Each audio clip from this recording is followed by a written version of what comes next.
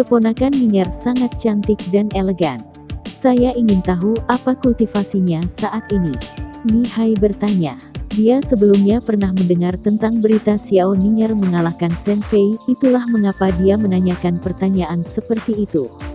Para patriark dari berbagai keluarga masih ada. Meskipun mereka bertukar salam dengan Nien dan yang lainnya, mereka juga mendengarkan percakapan Nihai dan Xiao Yunfeng. Xiao Yunfeng melirik Xiao Ningyer dengan penuh kebajikan, tersenyum ringan dan berkata, putriku saat ini peringkat gold bintang 2, mungkin akan segera mencapai peringkat gold bintang 3. Mendengar kata-kata Xiao Yunfeng, berbagai leluhur semuanya terkejut di dalam hati mereka. Meskipun mereka telah mendengar rumor tersebut, tiba-tiba mendengarnya sekarang membuat mereka sangat terkejut. Dia sudah berkultivasi ke peringkat gold bintang 2 di usia yang begitu muda. Dia peringkat setidaknya di 3 teratas di antara generasi muda. Alis Nihai bergerak-gerak. Xiao Ningyer ini memang punya potensi, menjadi istri Nili juga lumayan bagus. Jika dia tidak bisa mendapatkan putri tuan kota, menikahi Xiao Ningyer juga tidak buruk. Selain itu, Xiao Ningyer memiliki fitur-fitur halus, tidak ada yang perlu diremehkan dalam hal penampilan. Nihai masih berencana bagaimana mendapatkan istri untuk Nili. Dia terkekeh dan berkata, Nili selalu menyebabkan masalah. Karena keponakan Ningyer adalah temannya, jagalah dia. Jika Anda punya waktu, Anda dapat mengunjungi keluarga tanda surgawi saya lebih sering.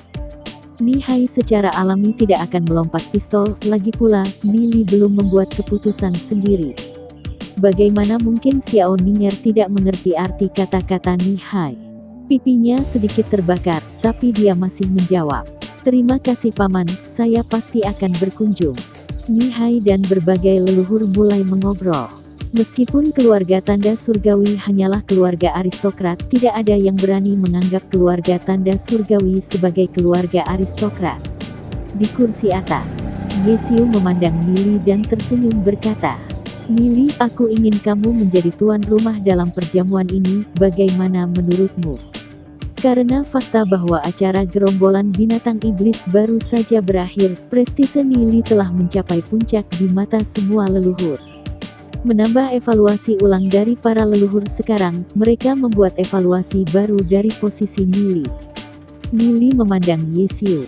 Dia mungkin memiliki niat untuk melakukan ini, dia menganggukkan kepalanya dan berkata, tidak ada salahnya membiarkan saya menjadi tuan rumah.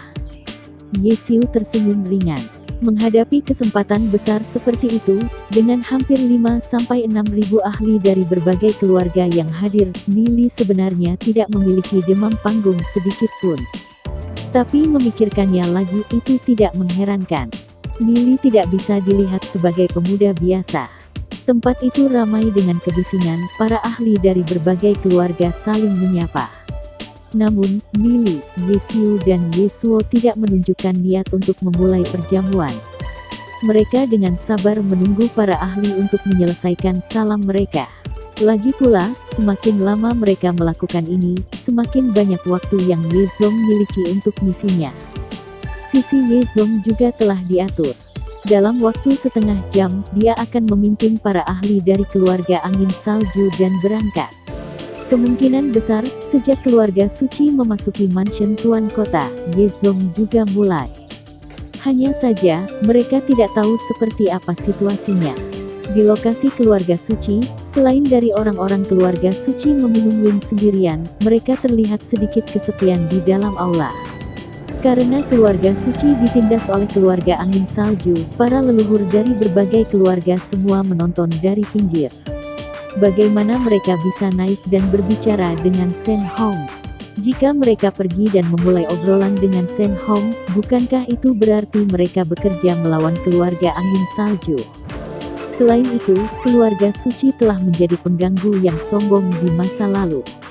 Sudah sangat sopan bagi berbagai keluarga untuk tidak melempari mereka dengan batu, jadi bagaimana mereka bisa pergi dan membelai kesialan saat ini?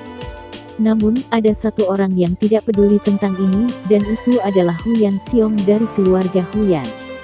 Huyan Xiong membawa secangkir anggur dan tertawa, Saudara Shen, sudah lama sekali kita tidak minum.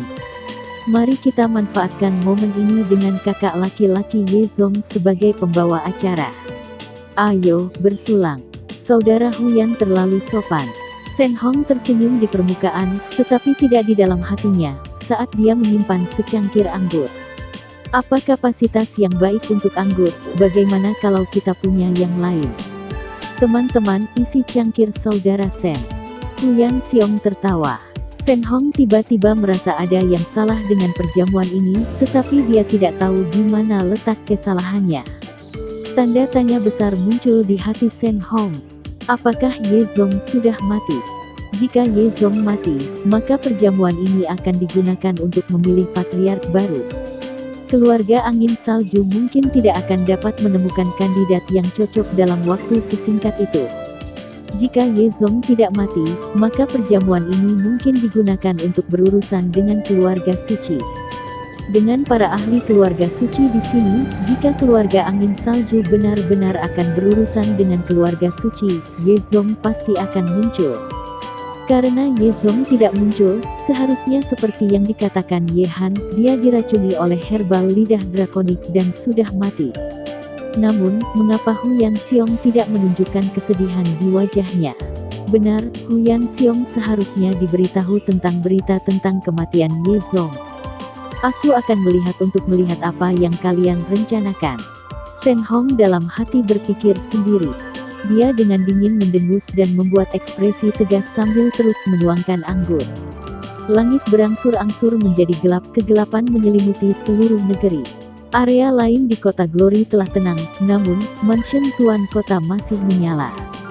Saat ini, di mansion Tuan Kota, selain dari aula utama, semua area lainnya sedang dijaga ketat. Semua penjaga bersenjata lengkap dengan niat dingin yang meledak dari baju besi di tubuh mereka.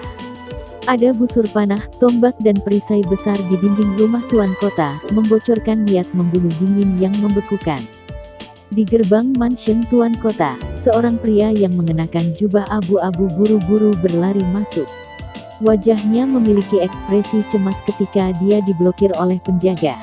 Saya ingin mencari seseorang di dalam. Ini adalah City Lord's Mansion, orang-orang tanpa status tidak diizinkan masuk. Seorang penjaga dengan dingin menyalak, ekspresinya serius. Saya ingin mencari patriark saya, kata pria itu. Anda dari keluarga mana? Pria itu memutar matanya dan dengan cemas berkata, keluarga Huyan. Kelompok penjaga saling memandang, bertukar tatapan satu sama lain dan salah satu penjaga berkata, ikuti kami akan membawa Anda untuk melihat patriark Anda. Terima kasih, ini adalah tanda terima kasih yang kecil, kata pria itu, menyanjung mereka saat dia memberikan beberapa koin roh iblis kepada mereka berdua. Kedua penjaga menerima koin tanpa mengedipkan mata dan dengan tenang berkata, ikuti kami. Ya, pria itu tertawa, mengikuti di belakang kedua penjaga. Kedua penjaga itu memimpin pria berjubah abu-abu itu ke depan, memutar melalui koridor panjang dan menuju halaman hitam kecil. Kemana kau membawaku? Ini sepertinya bukan jalan menuju aula utama perjamuan. Saat pria itu selesai berbicara, salah satu penjaga menutup mulutnya dan penjaga lainnya menikam perut pria itu dengan pedangnya. Pria itu berjuang, mencoba mengeluarkan suara tetapi matanya perlahan menjadi gelap dan dia segera berhenti bernapas. Pemberontak dari keluarga suci pantas untuk mati. Kamu berpikir bahwa dengan mengaku sebagai salah satu dari keluarga Huyan, kami tidak dapat mengenali Anda. Munculnya setiap anggota keluarga suci telah diingat dengan jelas oleh kami. Kedua penjaga itu menggeledah mayat pria itu, tetapi tidak berhasil menemukan apapun. Orang ini mungkin hanya membawa berita. Sebelumnya, Tuan Kota memberi mereka perintah untuk tidak membiarkan siapapun di rumah Tuan Kota masuk atau keluar. Jika salah satu anggota keluarga suci ditemukan masuk atau keluar, bunuh tanpa ragu-ragu. Malam itu gelap seperti tinta, kabut pekat di malam hari sepertinya membawa niat membunuh yang pekat. Aula utama mansion Tuan Kota masih ramai dengan begitu banyak kebisingan, semua jenis suara naik turun di mana-mana. Setelah Huyan Xiong dan Shen Hong minum puluhan cangkir bersama, Huyan Xiong tiba-tiba tertawa. Dalam tawanya, dengan kekuatan menembus kekuatan jiwanya, dia tiba-tiba menjatuhkan cangkir itu ke tanah.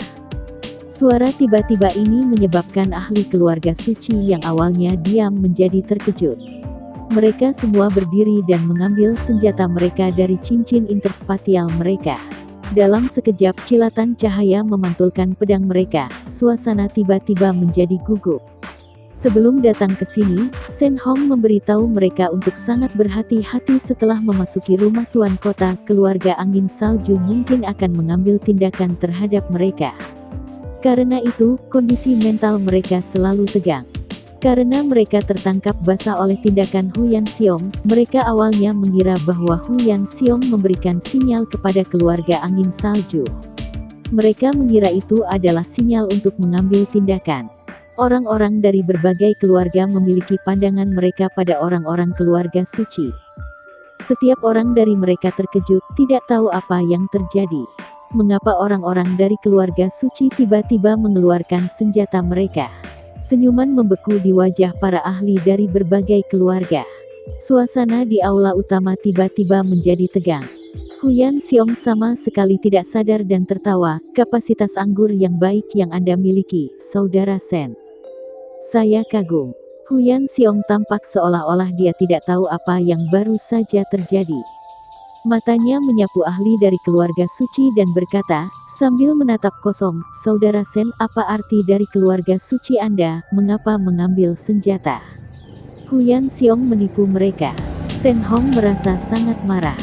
Tatapannya dengan dingin menatap para ahli keluarga suci dan mendengus, apa yang kalian lakukan? Kenapa kamu mengeluarkan senjatamu? Ini adalah rumah tuan kota, perjamuan tuan kota, mengapa kalian membuat keributan? Para ahli itu menyimpan senjata mereka dan duduk. Hu Yanxiong tertawa dan berkata, saya ditakuti oleh saudara-saudara dari keluarga suci. Mengapa menunjukkan senjata di pesta? Mereka yang tidak tahu alasannya mungkin berpikir bahwa keluarga suci akan memberontak. Namun, kenapa keluarga suci memberontak? Ini hanyalah lelucon terbesar di dunia. Manfaat apa yang keluarga suci dapatkan dengan memberontak?